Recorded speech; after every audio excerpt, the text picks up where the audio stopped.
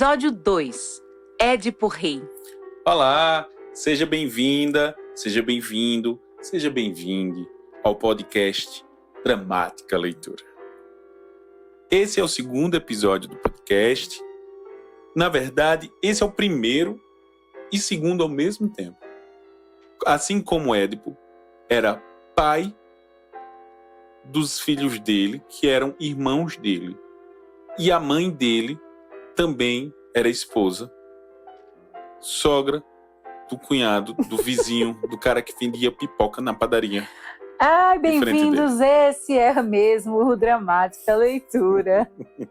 O episódio anterior, que deveria ser o primeiro, acabou virando o prólogo dessa jornada. Por quê? Porque não dá para ser sucinto falando de tragédia grega. Isso é uma tragédia.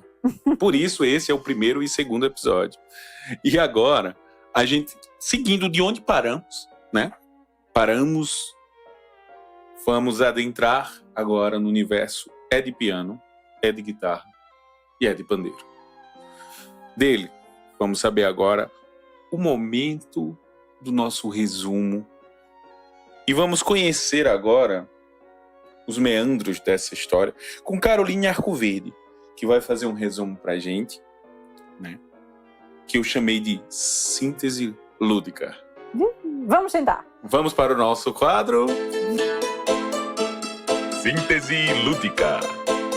Todo mundo conhece Édipo como o cara que matou o pai e casou com a mãe, certo? Mas antes disso, teve muito babado na vida desse infeliz. A versão de Sófocles, porque Édipo é contado e recontado por muitas pessoas, começa com Édipo já rei de Tebas. A desgraça estava comendo no reino. Era peste, era fome, era tudo. E o pessoal queria que Édipo resolvesse a parada, porque ele já tinha derrotado a esfinge que tocava o terror por lá. Mania de grego, eles vão lá ouvir o oráculo que diz que a razão de toda a desgraça era que o povo tebano estava passando pano para assassino. Mas assassino de quem? Do rei anterior, Laio. Édipo diz que assim não pode, que assim não dá e manda investigar o tal assassinato. Creonte, que é cunhado de Édipo, chega no reino junto com Tiresias, que é um velho cego que jura de pé junto que o assassino do antigo rei Laio é Édipo. Tadam! Barraco, confusão e gritaria, porque Édipo quer que ele dê as provas dessa acusação tão grave. Jocasta, que é a esposa de Édipo, ou seja, a viúva do rei morto, Tadam! fareja que tem algo errado não está certo. Ela diz, Édipo, deixa isso pra lá, o que é que tem? Pronto. Tá armada aí a teia do destino. Não dá para resumir mais do que isso. Então vamos começar daí, ok? Ok. Menina, olha, eu tenho certeza que tu ainda vai ficar muito rica com esse superpoder de síntese. Né? Eu acho incrível isso. Agora a gente vai problematizar um pouquinho. Certo. Né? A gente vai falar um pouco sobre... A gente vai destrinchar um pouco essa dramaturgia, esses pontos, o tema, a escrita, enfim, a gente vai falar de Édipo Rei. Primeiro, acho legal a gente frisar isso, né, de que Édipo Rei não é uma invenção de Sófocles. É uma lenda, é uma história, um mito que já corria lá pela Grécia e que muitos autores se dedicaram a contar essa história dos seus pontos de vista. O ponto de vista de Sófocles, a forma como ele contou foi tão babadeira, que foi a que chegou aos nossos tempos. Tem uma coisa que me gera muita curiosidade, é pensar isso também, né? Assim, existe, claro, o Édipo Rei, eu adoro, acho uma dramaturgia muito, muito bacana, é considerado, inclusive, o primeiro romance policial da história, né? Que é um caso de investigação. Que é a prova daquela frase que você diz muito, que quem procura acha, se não prego, uma taxa. Mas eu fico sempre pensando, cara, imagina se você tem, por exemplo, Sófocles foi o segundo lugar, né, no concurso. Imagina se você tem aí um primeiro lugarzão assim, um cara que escreveu um Édipo super rei, uma peça que era foda, desconstruída. Um Édipo super rei, muito bom. Totalmente desconstruída, com microfone, entende? Com todo o aparato que a época poderia proporcionar. E essa peça, ela se perdeu, né, através dos tempos, e a gente não teve esse contato. Eu fico pensando nesse lugar misterioso também, né? Mas... Isso é que perturba o ser humano. Você tá lá quase dormindo e... Puta que se tiver um outro Édipo melhor que o nosso Édipo. Não é? Mas acredito também que existe uma força, né, nessa chegada desse texto até a gente. Eu acho muito legal essa coisa da gente entender que é um mito, né, e que muitos dos textos gregos eles vêm com essa base que é religiosa, né, não deixa de ter esse cunho religioso, eles estão fazendo uma espécie de adoração aos deuses deles, mas também eles estão fazendo coisas que dramaturgos durante toda a história fizeram, né? Quando Ariano Suassuna pega Romeu e Julieta e transforma em Fernando e Isaura, por exemplo, quando o próprio Shakespeare pega o Romeu e Julieta e, a partir de um cordel, né, do folhetim da época, e transforma em dramaturgia, é esse movimento de se apropriar das histórias que muitas vezes são conhecidas por todos, por todas, né, e transformá-la em obra-prima. Que aí me leva àquela história que você fala muito, Carolina. Eu? O que é que eu falo Sim. muito?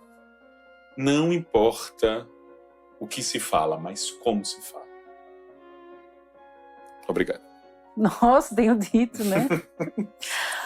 Inclusive, eu acho que talvez o que trouxe Édipo até os dias de hoje foram as inovações que o próprio Sófocles propôs, né? A gente falou lá no prólogo como é que se formavam as tragédias e aquele esqueminha fechado, o coro, não sei o quê.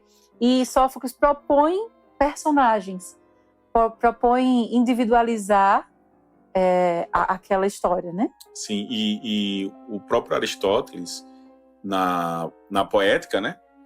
Ele fala sobre... Ele traz o Édipo como exemplo de tragédia perfeita, dentro daquelas divisões, daquelas regras que ele tanto gostava. Porém, tem vários furos, né? Você estudando, você lendo Édipo, você vai vendo que tem vários furos que fazem com que não seja tão perfeita assim. Mas o que é que era a perfeição? Né? Aí eu já jogo para você esse questionamento. Assim, a perfeição narrativa, esses furos, de fato, eles importam tanto na narrativa, porque a catarse absoluta, ela é alcançada. Então, será que esses furos, eles realmente fazem tanta diferença? Eles deixam a obra menos perfeita? E eu acho que a palavra é catarse. Eu acho que para Aristóteles, e acho que para a gente também, ainda, né, leitores contemporâneos, a questão da catarse ainda é muito forte. Porque desde o começo, a gente meio que sabe, né, que é Édipo, né, o problema todo, que ele matou o pai e casou com a mãe. Nós, contemporaneamente, e as pessoas à época também, porque Édipo já era uma história conhecida. O grande lance não era o que ia acontecer a Édipo. É tipo Paixão de Cristo, sabe? Sim.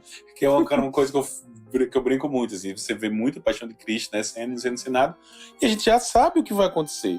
A gente já tem ideia. Então, por que não se inova, né, muitas vezes? Não é a surpresa do desenlace da história, mas né? É a catarse dele. E eu me lembro muito de um amigo que eu tinha na adolescência, que ele dizia uma coisa... Sempre aconteceu uma coisa muito ruim com alguém, ele fazia... podia ser pior, podia ser comigo. E aí eu acho que ele sintetizava o que é a catarse. A gente assiste uma coisa horrível acontecendo e a gente sofre pelo personagem, a gente sofre pela história, mas sempre daquele jeitinho de ufa, acabou e eu tô bem, e eu tô inteira e não foi comigo, não fui eu que comi minha mãe.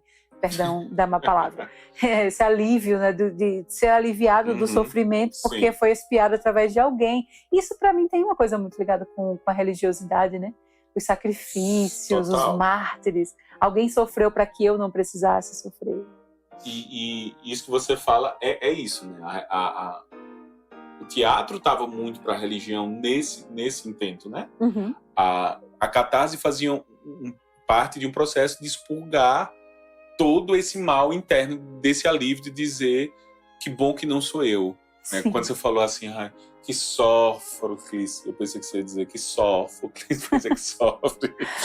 E tem uma coisa que eu fico pensando também, que é muito engraçado assim, de pensar, talvez esse seja uma das questões que levaram o texto a ficar em segundo lugar, é pensar, imagina você tá fazendo... Você está muito obcecado com isso, é grego?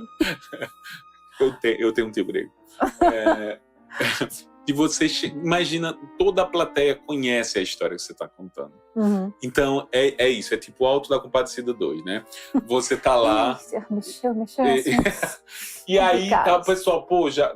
Não bem que conhece, não foi um bom exemplo, mas tipo... alemães assistindo uma apresentação de uma orquestra com a partitura. E eles sabem ler a partitura. Né? Então, é isso. É você meio que tem um domínio muito grande da linguagem e da narrativa. Uhum. E aí, tipo, me surpreende. Mas as gregas, tudo sentadas de perna cruzada, me surpreenda. E esse... E Sófocles surpreende, porque na própria poética, ele aponta isso, né? De que, em geral, se mostrava... que representava os homens como eles são, e ele queria representar como eles deveriam ser. Tem coisas bem importantes, assim. Acho que é um dos maiores textos, tragédias gregas que chegam pra gente, né? E eu acho que certamente o mais icônico. É o mais icônico, e eu acho que tem esse contexto, né, da época. Eu fico pensando nisso, assim, pra gente ficou uma coisa... principalmente por conta da psicologia, né? Sim. Que aí você tem o complexo de Édipo, que a gente vai falar um pouquinho, né? Não a gente. Nossa convidada vai falar um pouquinho sobre isso. Mas imagina você conhecer isso e existe uma coisa sobre Édipo que eu descobri depois, estudando para esse podcast, que eu achei muito doido e que eu não entendi muito bem. Que é uma coisa dele, virou uma espécie de santo, né? E essas figuras trágicas, eles muitas vezes eram recebidos por uma cidade, eles eram adotados por uma cidade. Como patrono. Como uma espécie de patrono, uma espécie de santo. Um padroeiro. Isso. Que eles tinham tipo, expurgado tanto que a partir daquele momento ele ia trazer alguma coisa boa para aquele lugar. Para mim faz muito sentido, né? Se pensar nos martirizados que viram santos. Sim, eu acho que já vem daí, né? Mas tem uma coisa que eu queria falar um pouquinho mais sobre essa trajetória de Édipo após, né, o final, né? Que Carol não narra aqui, mas a gente vai falar daqui a pouquinho. Mas antes de falar do pós, eu queria que você falasse um pouquinho do antes. Né? A história de Laio, né? É bem engraçado isso aqui. Para você, o que chamou mais atenção foi o que acontece depois. E para mim, eu fiquei obcecada com o antes. Você não acredita, foi por causa disso. Enfim, nas pesquisas para o podcast, uma coisa que eu ficava muito intrigada era por que da maldição. Do nada, alguém falou para Laio, Laio, você não vai ter filho, se tiver ele vai lhe matar. Mas por que os deuses tinham tanta raiva de Laio? E aí... outras pesquisadoras, outros pesquisadores podem refutar essa tese, mas encontro eu a história de que Laio, ele tinha sido professor do filho de um nobre. E aí, como era comum à época, né, homens mais velhos se envolverem com homens mais jovens nessa condição de professor-aluno e tal. Você fala se envolver... Pederasticamente, como se chamava na época. E isso que me chamou a atenção, porque eles tinham um envolvimento sexual na época que eles estudavam juntos, que Laio era professor do carinha. E era permitido? E era permitido, depois que eles ficaram mais velhos. E Laio estava realmente apaixonado por ele, queria ter uma relação duradoura com ele, afetiva, de fato, não apenas sexual. Não apenas sexual ou verticalizada pela coisa de professor-aluno. Os deuses ficaram emputecidos. É uma moralidade muito esquisita, assim. E aí, Laio, uma bicha muito emocionada, sequestra o menino e tem todo um babado. E é por isso que ele é amaldiçoado. De que se ele tivesse, que ele não tenha filhos. Porque se ele tiver, o filho vai matar ele e vai desposar a própria mãe. Então, isso me chamou muita atenção, assim, essa coisa do patriarcado já muito forte, muito presente. Uma sociedade muito masculina, a sociedade grega, né, muito centrada no papel masculino, muito liberal nas relações entre homens, pelo menos do que nos chega hoje, mas quando essa relação é amorosa, aí é outra história, aí é outra coisa. E aí me surpreendeu muito esse princípio da história, né? Por que Sim. que Laio tinha sido amaldiçoada? E Laio, bicha teimosa, ela casou Castro, diz, eu vou ter filho sim. Mas nasce o filho e diz, rapaz, pensando bem. E o que me chama a atenção é justamente isso, assim, esse fio de maldição, né? Uhum.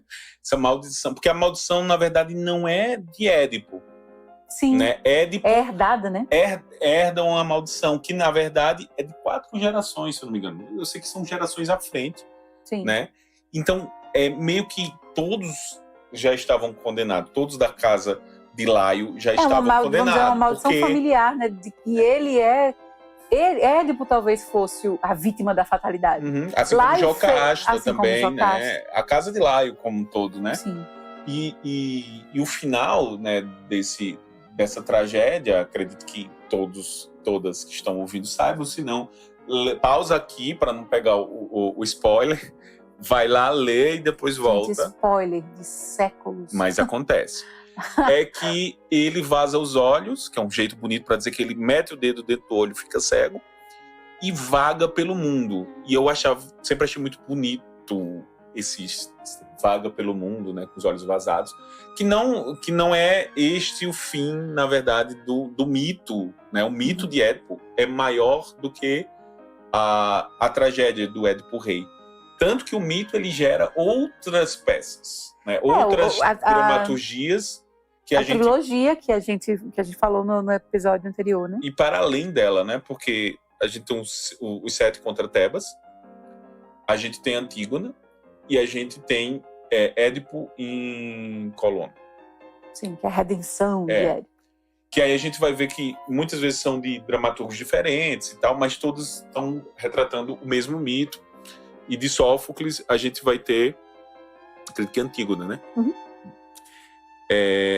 E aí, fazendo um resumo dessa maldição para frente, né, tem uma coisa que ele sai dali com os olhos vazados e os filhos dele, ele tem 4 filhos, 2 homens e 2 mulheres, e a única que ajuda ele é uma mulher, claro, Antígona, ou Antígone, que como ele está cego, vai guiando ele e impede que algumas pessoas façam mal a ele, etc, etc, e consegue conduzir ele para um outro lugar. Quando ela volta, existia quando ele sai, os irmãos começam a governar Tebas, e aí eles fazem um acordo. Olha, vamos fazer o seguinte, você governa e depois eu governo. Só que quando o primeiro governa, ele não quer mais sair. É um déspota, né, queridinho? Parece tanto com alguma coisa que... É um golpe. Ele dá um golpe assim, sabe? Invade ali. É bonzinho, né, sentar nessa cadeira. E aí, o outro irmão invade Tebas e os dois se matam e lutam. A gente vai falar um pouco mais no episódio de 7 contra Tebas, que a gente... Você acabou pulando de Édipo para 7 contra Tebas agora. E aí... Porque é muito difícil falar de uma história sem puxar outra, né? É um fio bem grandão. Mas assim, eu tô só passando para ir para diante. E aí eles ficam... Os dois estão mortos e Creonte, que já aparece aqui, acaba ficando no poder. E aí quem é Creonte? Ele diz... Creonte é irmão de Jocasta, né? Portanto, ele é tio de Édipo e ele é cunhado de Édipo. Ao mesmo tempo. E aí ele diz que um dos irmãos, que era o que estava defendendo Tebas, pode ser enterrado e o outro não. E aí a gente tem a história de Antígona, que não será tratada nesse podcast. Mas fica a dica literária. Em que ela começa uma empreitada para que o irmão seja enterrado e não comido pelos urubus. Para dar dignidade aí. Para dar dignidade. Então a gente tem aí um catálogo de tragédias, né, que acontecem com todos os irmãos, né, e desfechos não muito agradáveis para todos eles, por conta de uma maldição que começa lá atrás com Laio por ter se apaixonado. E que talvez seja a maldição pelo desafio, né? Quem somos nós, pobres humanos, falíveis e fracos, para nos colocarmos contra uma determinação dos deuses. Quando o primeiro deles diz, não vou fazer o que você está falando, eu vou ter meus filhos, enfim, vou desafiar de alguma forma, as coisas começam a desandar por causa disso, né? Quando alguém tão pequeno quanto um ser humano se coloca contra os desígnios divinos e tal. E é muito sobre isso. As tragédias gregas são muito sobre essa Esse luta herói com o que divino, né? E aí eu queria te perguntar, Caroline, o que você acha dessa tragédia? Se Édipo realmente já estava enlaçado em um destino e que essa é a maior marca, ou se isso foi construído, o que você acha sobre isso? Você acredita no destino? É muito bom essa pergunta, porque essa é a pergunta de 1 milhão de dinheiros, né? Que as pessoas geralmente se fazem. É igual quando você fala de Dom Casmurro e alguém pergunta traiu ou não traiu. Ou, contemporaneamente, raparigou ou não raparigou do agente secreto. Eu acho que a gente pensa muito nessa perspectiva, né, de tentando evitar alguma coisa, como dizia Paulo Ricardo, foi tentando me afastar e querendo não querer, foi por medo de sofrer que eu sofri. Citando aqui o grande poeta Paulo Ricardo, teria sido isso que aconteceu a Édipo, né? A impressão que eu fico é um pouco também do ímpeto jovem. O que desencadeia a desgraça de Édipo? Não é só a maldição de Laio, né? Ele estava tomando uma. Isso é contado na peça, né? Isso é o que acontece antes dele ser rei de Tebas. Ele estava tomando uma lá no outro reino onde ele vivia com o pai adotivo dele. E algum cara chega para ele e fala, porque você nem é filho do seu pai. E ele não sabia disso. Então aí você pensa, poxa, quantos pequenos erros e pequenos equívocos levam a grandes desgraças, a grandes desastres. Se o pai de Édipo tivesse contado para ele, olha, você é meu filho adotivo. Quando ele escuta isso, ele não ia... Ele mexeu com a vaidade dele, né? E o oráculo fala pra ele, né? Ele vai pra um oráculo e o oráculo diz pra ele, você vai matar seu pai e desposar sua mãe. E ele não sabia que era adotado, então ele achou que eram os pais adotivos. Isso, ele procura... Fugindo dos pais de não fazer isso aos pais adotivos, ele acaba fazendo aos pais biológicos. Ele procura o oráculo por causa disso, né? Porque ele ouviu isso do cara e foi ter certeza, olha, me disseram isso é verdade? E aí o que o oráculo faz é predizer o que já estava predito a Laio, né? De que ele os mataria. E aí o que Édipo faz? Ele volta para casa e tem uma conversa razoável com os pais dele? Não. Faz o que qualquer idiota faria. Ele vai pro mundo, lá bem emo, na fase adolescente emo dele. E aí ele, no meio da estrada, no encruzilhado, encontra um velho com outros caras. E o velho puxa uma briga de trânsito. Uma velha e boa briga de trânsito.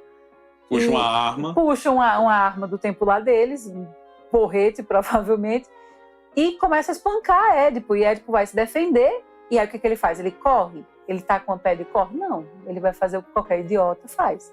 Ele mata todas aquelas pessoas que estavam atacando ele, inclusive o velho, à exceção de um cara que corre, que consegue fugir para contar a história. E aí, segundo, terceiro, eu esqueci de contar quantos erros Édipo vai encadeando nisso. Então, eu não sei, eu não atribuiria ao destino, mas atribuiria a uma sequência de escolhas erradas que ele vai fazendo. Porque veja você, o cara vai, alguém diz assim, você vai matar seu pai. Você encontra um velho na estrada que tem mais ou menos idade de ser seu pai. Você fala o quê? Você mata ele. Aí você chega numa cidade, tem uma esfinge enorme, pede para você resolver um problema. Você já tá puto da vida, puto das ideias, mas você é um cara esperto, você vai lá e consegue vencer a esfinge na esperteza. Aí alguém diz assim, parabéns, campeão. Aqui morreu o marido dessa senhora. E aí a gente tá precisando de um cara pra casar com ela e ser o rei da cidade. E tem idade de ser sua mãe. Tem idade de ser sua mãe. Não, pera, acabei de ouvir que eu ia matar meu pai, ia desposar minha mãe. Eu vou casar com essa mulher, vai dar bom. E aí você casa com essa mulher. Então eu acho que quando... Ele não se ajudou, né? Ele não se ajudou, não. A gente ele foi moleque. Ele foi moleque, ele foi romântico. Tem uma versão que eu gosto muito, né, de Édipo. Agora eu vou falar um pouquinho sobre algumas montagens importantes de Édipo. E aí tem uma que me lembra muito isso, que é mais ou menos esse resumo que você traz, que é o Édipo Rei da websérie Clássicos, do Teatro de Retalhos, né? Que a gente fez... Gostei muito da referência, parabéns, Jota. Obrigado. Muito bom. E que é Então, basicamente é um isso. tesouro escondido esse episódio. Eles são uma cara do outro e ele sai matando, casando, mesmo sendo igual a ele, né? Então vale a pena lá no YouTube do Teatro de Retalhos. Talvez então Mas- eu traga um outro questionamento para você. Será que ele não queria cumprir o seu destino? O do Teatro de Retalhos? O do Teatro de Retalhos, sim, porque ele precisava atuar até o final. Tem algumas montagens que ficaram bem conhecidas, né, nacionalmente. Uhum. O Édipo Rei, feito pelo Teatro dos Estudantes de Pernambuco, com direção de Hermílio Borba Filho. Melhores pessoas. Foi uma das primeiras encenações modernas de uma tragédia grega no Brasil. Com o espetáculo, Hermílio Borba, ele ratifica e aprofunda o seu interesse pela representação do trágico, um dos traços definidores de seu empenho pela modernização do teatro nordestino. Pena que teve poucas apresentações, acho que 7 no total, mas foi entrou pra revolucionário. Édipo Unplugged. Unplugged. Meu inglês está Cia os Fodidos Privilegiados, adoro o nome desse. Inclusive, eles estiveram aqui em Arco Verde, Sim, pelo palco giratório. Tem um vídeo dessa montagem Nossa, na foi muito íntegra. marcante na minha vida. Sim. Isso foi lá nos primórdios da minha vida. E Eu acho que eu tinha 15 anos. quando eu uma das assisti. montagens mais importantes até hoje no Brasil. É uma aclamada montagem brasileira da tragédia com a direção de João Fonseca e Paula Sandrone, conhecida por seu estilo minimalista e despojado, com temporadas de sucesso desde 2004. Olha, Foi por quando ali. você viu. O espetáculo traz uma linguagem popular e atual para o clássico, com a direção de João Fonseca e Paula Sandrone. Tem esse vídeo lá no YouTube, vale muito a pena assistir, o espetáculo ficou lindo. E tem atualmente o Édipo Rec, né, que é do Magilute, aqui de Pernambuco também. Pernambucano gosta de montar épico, né? Foi montado ano passado, 2024, ano retrasado, nós estamos em 2016. Ele brinca com a cronologia e os acontecimentos, eles não seguem uma linearidade. E o grupo também optou... Aristóteles não pode Não, assistir. Não vai assistir. Não, por favor. Eles também Toca. questionam a noção de tempo no teatro. Como dimensionar algo que não é palpável. E aí tem várias brincadeiras. O Corifeu é uma câmera. Então tem vários jogos que o Magilute faz contemporaneizando o clássico. E agora a gente vai ouvir a nossa especialista especial, que é o nosso quadro em que a gente escuta alguém muito especial pra gente falando, e especialista também, claro, falando Eu tô sobre... amando que você tá abrindo vários quadros. Eu sou né? assim, eu abro Muito quadro, bom. fecho quadro. Vamos falar agora, vamos ouvir Giliane Cordeiro, falando sobre o Complexo de Édipo. Especialista especial. Oi, pessoal, eu sou Giliane Cordeiro, eu sou psicóloga e estou aqui hoje a convite do Teatro de Retalhos para falar um pouco sobre o Complexo de Édipo. Esse conceito psicanalítico, né, freudiano, tão interessante, mas que frequentemente pensado de uma forma muito simplificada, né? A gente tem essa ideia, assim, que atravessa nosso senso comum, né? Quando se fala sobre complexo de Édipo, disso de que a criança quer ficar com a mãe, né? O menino, né, quer ficar com a mãe e quer rivalizar com o pai e tal. A coisa é um pouco mais profunda do que a gente vê assim no senso comum, né? Mas que sim, nasce, né, dessa articulação, dessa analogia com o mito grego de Édipo, em que sim, Édipo termina sem saber, né, matando o pai e se casando com a mãe. O complexo de Édipo, ele é um conceito que chega ali na interpretação dos sonhos, né, na obra freudiana, a interpretação dos sonhos. E eu diria assim que para a gente conseguir pensar sobre o complexo de Édipo, é interessante que a gente entenda primeiro, né, que Freud ele desenvolve o que se chama de desenvolvimento psicossexual, né, do sujeito, da criança, e ele pensa isso a partir de fases, né? E o complexo de Édipo vai estar dentro de uma das fases do desenvolvimento psicossexual. Esse desenvolvimento tem como primeira fase a fase oral, anal, fálica, a latência genital. E o complexo de Édipo está dentro da fase fálica, ali entre os 3 e 6 anos da criança, certo?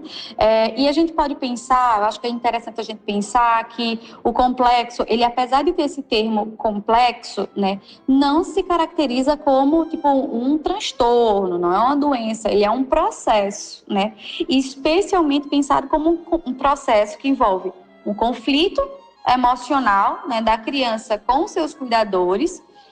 Esse conflito, ele envolve desejo de proximidade, né, exclusiva com um deles e uma rivalidade com o outro, né?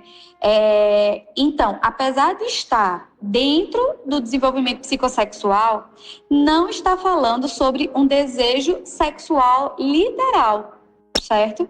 Não é que a criança quer casar com a mãe de verdade, sabe? Freud ele está falando sobre desejos inconscientes, sobre fantasias, sobre vínculos afetivos complexos, né? E eu diria assim, uma forma resumida da gente pensar sobre o complexo de Édipo seria entender que ele é atravessado pela experiência com os desejos, né? Com os conflitos emocionais e com as identificações. É importante a gente lembrar que ele termina sendo o ponto para a internalização dos papéis, né? Do papel do pai, do papel da mãe, né? E um exemplo interessante, tipo, para a gente entender quando é que acontece o complexo, é tipo, você vê a criança que vê os pais juntos, se beijando e tal, né? E ela entra no meio e quer afastar, sabe? Quando isso acontece, isso não é sobre um desejo sexual no sentido adulto, né? É a disputa por afeto e resguarda principalmente a construção do eu nessas relações, né? Nesse grupo primário que é a família, né? Muita gente interpreta esse conflito mais como uma busca por atenção, por reconhecimento, do que propriamente do desejo sexual literal, né? O conflito ele é essencial, é entendido por Freud como algo essencial para que ela internalize o papel do pai, né? Isso envolve a internalização das regras, das normas, né? A aceitação dos limites. A criança começa a entender que não pode ter tudo e ali se estabelece o primeiro interdito, né? Da pessoa, do sujeito, né? Ela começa a internalizar essas regras, a lei, né? Que está na função paterna.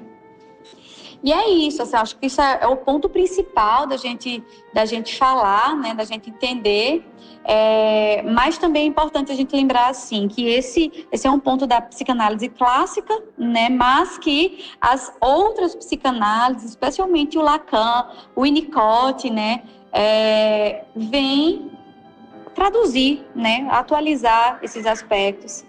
Quando a gente fala sobre o complexo de Édipo, a gente tem sim uma teoria que ela é bem heteronormativa, patriarcal. Então, hoje o campo dos estudos de gênero, de antropologia, né, a psicologia do desenvolvimento, enfim, as perspectivas epistemológicas do feminismo, eles vêm olhar para o conceito com alguma necessidade de atualização, né? Pensando principalmente sobre isso, assim, sobre como é que se dá, então, o complexo de Édipo em famílias monoparentais, em casais homoafetivos, né? Nessas novas formas de parentalidade que existem. É isso. Acho que o principal para pensar é isso. Espero ter contribuído, pessoal, e até mais. E é o começo do fim. Para quem não sabe, eu sempre termino as minhas dramaturgias com essa frase. Eu acho simbólica porque ela é cíclica. Ela lembra que as histórias estão aí e que vamos captando os pedaços delas. É como um rádio que vai captando uns pedacinhos da vida que estão soltas aí na linha do tempo. E nós somos contadores de histórias. Não só nós, Deja e eu, mas nós, os seres humanos, por natureza, somos contadores de histórias. E nós, Deja e eu, escolhemos vários formatos para isso. E eu acho muito bonito isso, pensar que o teatro é um lugar onde a gente para no nosso cotidiano para ver uma outra pessoa existir, uma outra pessoa sentir, uma outra pessoa comunicar. E nesse momento, você que está me ouvindo, você está parando um momento da sua vida para me escutar. E isso é incrível, isso é humano. Maravilha. E tem uma dica importante também antes da gente acabar, que estamos na nossa primeira temporada e desejosos de fazer uma segunda, terceira, quarta e aí por diante. Então, se você gostou, se você está gostando, escuta os outros episódios, compartilha com os amigos, segue a gente através dos perfis do Teatro de Retalhos, o nosso coletivo que em 2026 está fazendo 18 anos. 18 anos, gente, isso é uma vida inteira. Imagina o quanto é importante para mim, que tenho 25. Você pode mandar mensagem para a gente também no Instagram, no YouTube, no Spotify, onde quer que você esteja ouvindo. Lembrando que o último episódio dessa temporada é a leitura dramática, ou, por causa desse formato, o audiodrama de Édipo Rei, com o auxílio luxuoso do elenco do Teatro de Retalhos. Então, é mais uma boa oportunidade de ouvir Édipo. E aí sim, começo, meio e fim, como Aristóteles gosta, não esse caos que a gente trouxe hoje. E depois que ouvir a leitura, você pode voltar e ouvir esse episódio de novo, para ver se o que falamos faz sentido. E no próximo episódio, Carol? No próximo episódio, a gente vai trazer a tragédia Sete contra Tebas. Beija já trouxe um panorama, mais ou menos, do que acontece na história, a sequência, as tragédias da família de Édipo e Jocasta, ou seja, essa novela continua. E a gente espera que você ouça também esse próximo episódio. Com isso, vamos finalizando o nosso segundo episódio. Esperamos que vocês tenham gostado, vocês tenham curtido, que tenham pelo menos aguçado a curiosidade de vocês em conhecer um pouco mais sobre Édipo Rei. Ouçam a nossa leitura dramática e nos acompanhem nas nossas redes sociais, @degeltonquirino e @Caroline_Arcoverde. E para saber mais sobre as nossas produções, segue a gente lá no @Toró de Ideias, no Instagram, e o Instagram do nosso coletivo teatral, @Teatro de Retalhos. Essa primeira temporada do podcast Dramática Leitura tem o incentivo da Lei Paulo Gustavo de Pernambuco, a produção da Toró de Ideias e o apoio cultural do Teatro de Retalhos. Até o próximo episódio.